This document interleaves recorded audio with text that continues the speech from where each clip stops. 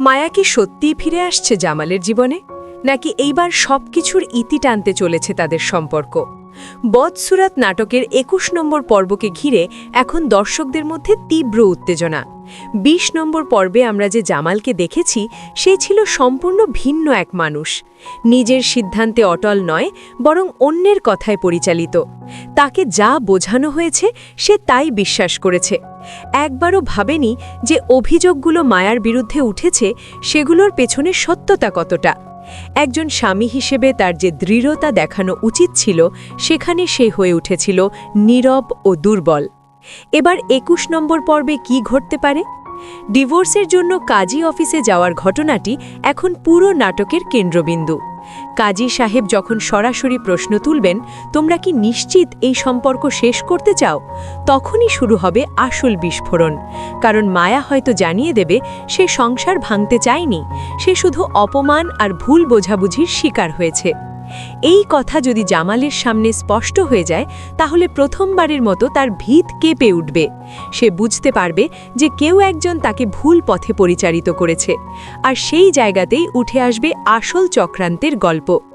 দর্শকরা দেখতে পারেন জামালের সৎ মা এবং সৎ মামার পরিকল্পনাই ছিল পুরো ঘটনার মূল চালিকা শক্তি।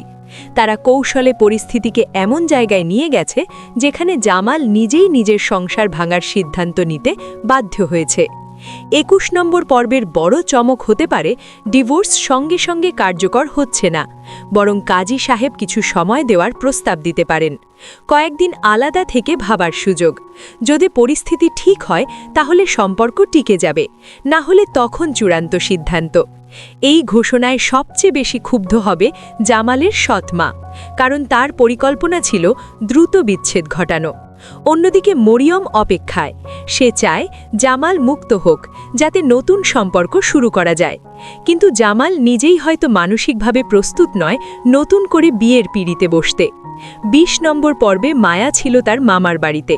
২১ নম্বর পর্বে হয়তো সে আবার জামালের বাড়িতে ফিরে আসার সুযোগ পাবে, আইনগতভাবে, সাময়িকভাবে। আর সেই ফিরে আসাই পুরো গল্পকে উল্টে দিতে পারে। যখন মায়া আবার সেই ঘরে পা রাখবে, তখন এক একে সত্য উন্মোচিত হতে শুরু করবে। কে মিথ্যা বলেছে, কে বিভ্রান্ত করেছে, কার স্বার্থে এই সম্পর্ক ভাঙার চেষ্টা হয়েছে? এসব প্রশ্নের উত্তর সামনে এলে জামালের মনোভাব সম্পূর্ণ বদলে যেতে পারে। সব মিলিয়ে ইঙ্গিত মিলছে ২১ নম্বর পর্বে জামাল ও মায়ার ডিভোর্স হচ্ছে না, বরং সম্পর্ক নতুন পরীক্ষার মুখে পড়বে।